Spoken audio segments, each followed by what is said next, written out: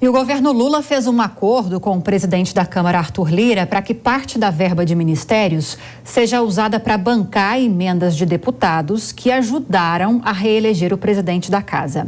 A Berenice Leite volta ao Jornal Jovem Pan com as informações.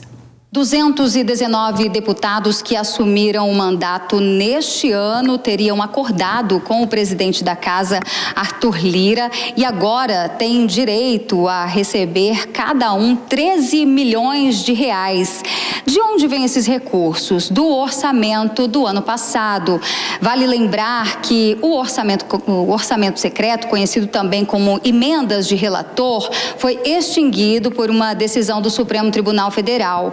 Mas para que esse dinheiro, para que esses recursos não ficassem perdidos, houve um acordo com o governo de transição de Lula e esse dinheiro foi redistribuído. Metade, 9,8 bilhões desses recursos, agora serão destinados para que os ministérios façam a distribuição como quiserem. E a outra metade voltou aqui para o Congresso por meio das emendas impositivas. O fato é que agora esses 13 milhões para cada um dos 219 deputados vai vir justamente do Palácio do Planalto, dos recursos dos ministérios.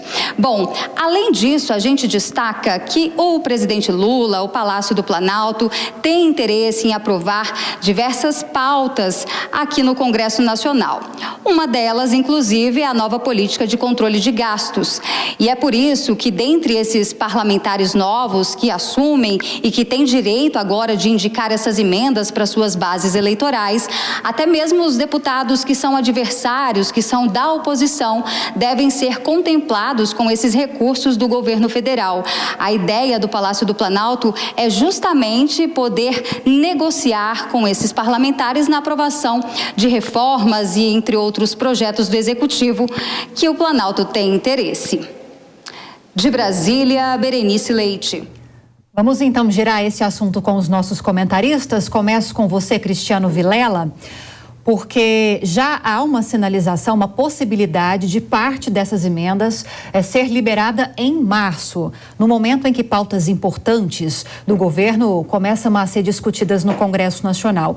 O próprio presidente da Câmara, Arthur Lira, disse que, em relação à reforma tributária, que é fundamental consolidar a base governista para que essa proposta avance, primeiro na Câmara e depois vá ao Senado. Ou seja, seria um tiro certeiro se o governo conseguisse já liberar parte dessas emendas já agora, para fomentar a aprovação desses projetos, concorda?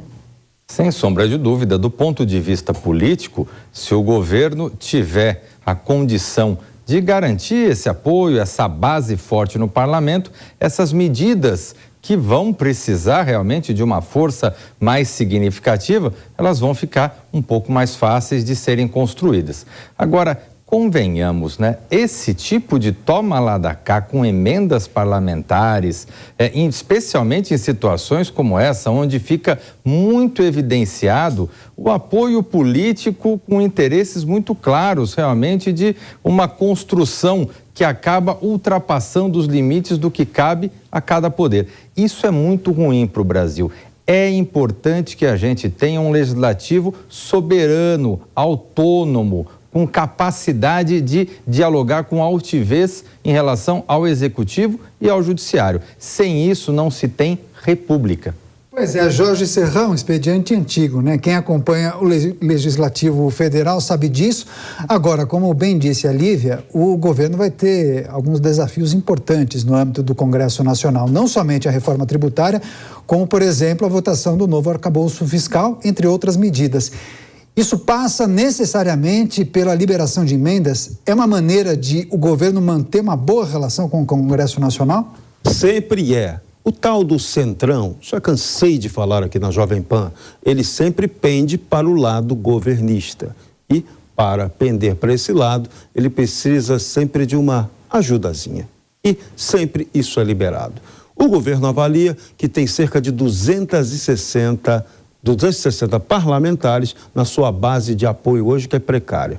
Para apoiar qualquer coisa, precisaria de 257. Já para emendas constitucionais, o voto qualificado é de 308. Então, o governo ainda está longe disso, mas para aprovar a maioria simples já dá. Então, o plano inicial do governo, nessa articulação com Arthur Lira, é garantir a aprovação de propostas mais simples, ou seja, pelo menos nesse primeiro ano, Lula não vai jogar para o Congresso grandes propostas de mudança constitucionais. E aí entra o papel da oposição. Ela tem tempo ainda de se construir, da mesma forma como Lula aposta e está apostando alto, de que ele vai conseguir, em breve, trazer o Centrão para o lado dele.